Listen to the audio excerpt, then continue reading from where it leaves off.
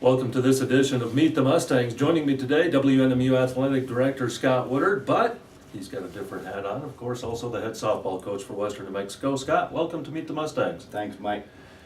Well, another season for softball, one of the perennial good programs here at Western New Mexico, and you've got a lot of good players coming back. The players we have coming back are kids that I've had in the program now for a couple of years, and that's when I took this program back over. Obviously, I wanted to start from the ground, and just like every other coach here, try and build from players that were mine that I recruited, and obviously finding the right mix of kids that want to be here and want to do the things the way that I want done has taken a while, and the kids that I have left are definitely foundations of where I want to go. And definitely you went out and got some good talent to bring in this season. That'll be the question mark down the road. It's early, I had to replace quite a few because I had some kids that just didn't fit into what we were wanting to do, and some that felt like this wasn't the right place for them. And so it's a big group. I brought 12 new players in, most of them junior college players, again because I needed immediate fixes in a couple of spots, and had a couple good situations that fell into my lap with especially pitching, and again that's where we just haven't been able to get the thing. You know as well as I do that whether it's a quarterback or a point guard, I have to have a pitcher. Yeah. And if I can have two of them, I've got a shot. So this weekend we've got El Paso Community College up here on Sunday. Give us an opportunity to get an idea of what we look like against somebody else. But I'm very pleased right now with the pieces that are here, and I think for the first time, I think since I've been back, I've been able to bring in left-handed power, better pitching in the circle, better foot speed. So, it's just a matter of whether or not I can take 18 girls and figure out how to make them all go at one time, because it's still about them and the chemistry that they bring to the field, and whether they want to get along and whether they want to do the things together as a team to give us a chance to be successful. And that's the one piece that I'm not sure I have control of, and I'm not sure that I ever will, because that's really out of my hands. They have to figure out how to make themselves want to be with each other and want to work for the same purpose. And I feel like the goals that we set and the practices that we do and the things we do at 6 a.m. and I haven't changed that aspect a lot because I still think that what we do is right. I've tweaked it a little bit to try and give them a little bit more say-so, but it's still whether or not you can figure out how to get 18 girls to get along.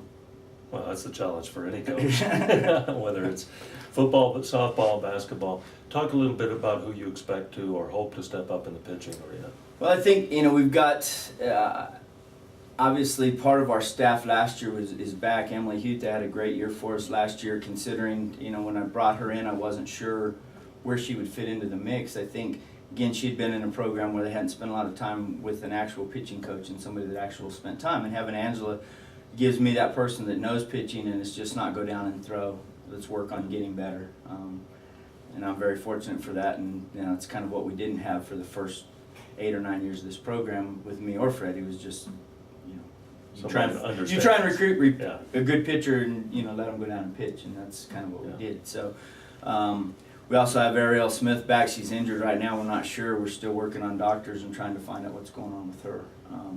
And then from there, the big thing was that we were able to pick up Brianna Robles from Phoenix College, which was going to have an opportunity to probably be a Division I pitcher. Had some things that went south on her at the end, and this is a young lady that has national championship experience and throws it extremely well. And I had recruited. It's interesting, Mike, because almost everybody in this program that I have here this year are kids that I recruited 2 years ago that basically were sold on go junior college, go big time after that, and I ended up getting them all anyway. So Bree was one of them, and it worked out great from that aspect.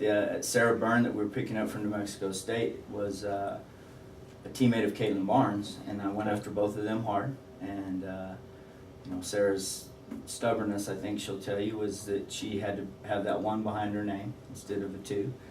And she's been injured, had surgery, but I think more than anything else she realized that she wanted to be on the field every day. And then when I had recruited her, I told her this was a place where you can play and pitch. You can do both. And it was never going to happen there for her. And so this summer she called, and I know those coaches obviously down there very well, and you know they told me the same thing, that she's a diamond and she's a great kid and she's a hard worker, and we think she needs to have an opportunity to do what she wants to do, which is play every day. So she's not quite ready yet in the circle because of the surgery, but she's stone pain free, and so we got a shot to have 4 or 5 really good arms. We picked up Jessica Apodaca from Las Cruces. She played at Trinidad, and she's kind of a dual role young lady too. She's a left-handed pitcher that swings the bat from left side too. So we've actually got 5 arms in the program right now, and again, I'm really excited to be in a situation where I think we're going to be able to pitch and keep teams from scoring 9 or 10 or 11 runs like this conference is so famous for. And I realize again it's at elevation, and you know we're playing in weather and places where the wind's blowing and fields, and that's just part of what we do. But I just think we're going to throw the ball better than we have the last couple of years, which is going to take a lot of pressure off of the offense. And you know my job now has got to be to find people that can catch it, because we've got to replace an entire infield. So that'll be the most difficult part, I think, going into the spring, is how to find the best fit with young ladies that can catch ground balls and make sure that my pitchers don't think they have to strike out 15 people. Well, I can tell you one thing. I've seen you guys out at 6 a.m. lifting weights and running, and there's definitely some foot speed out there, so that's got to help offensively. We just, you know, I just think that I'm trying to recruit kids that want to be athletes.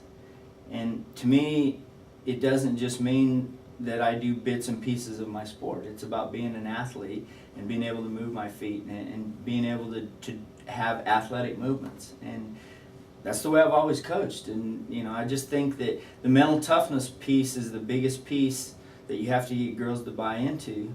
And what better way to do it than at 6 in the morning? Because there is no excuses. There is no I have class. There is no I have to go study for a test. I have a study group. Everybody's going to be there at 6 a.m. and we're all going to pay the price. You know, and a lot of them didn't even know there was such a thing as a 6 a.m. You know, the sunrise yesterday morning, you know, was awesome with the clouds, and you know they appreciated being up at 6 in the morning at that point. But again, all I'm trying to do is get them to understand that in February, those pieces of getting up early and paying the price and running, you know, and obviously the weather's going to start to change on us, and it's not quite as fun to be out there at 6 in the morning when you're having to defrost your windows. And but it's still about I'm paying the price now to have success in the spring, and the only way to enjoy what we do at 6 a.m. is to have it pay off. And so, you know, and I think again the chemistry, you know, making them all buy in the same. We're all in this together. You know, some of them love the sprint days. Some of them love the long distance days. Some of them even like the, you know, very few of them don't like the pool days because we're in the pool once a week too. But we still have some that don't like the water. So everybody has to give a little bit to get. And you know, I just think foot speed is all you can't teach it. You know, we can make it a little bit better. But when the ball gets hit by somebody, it's nice to get somebody to second and third instead of being over there at first base because we run. Well, Coach, head football coach or head softball coach, athletic director, good luck in the upcoming season. Thanks, Mike.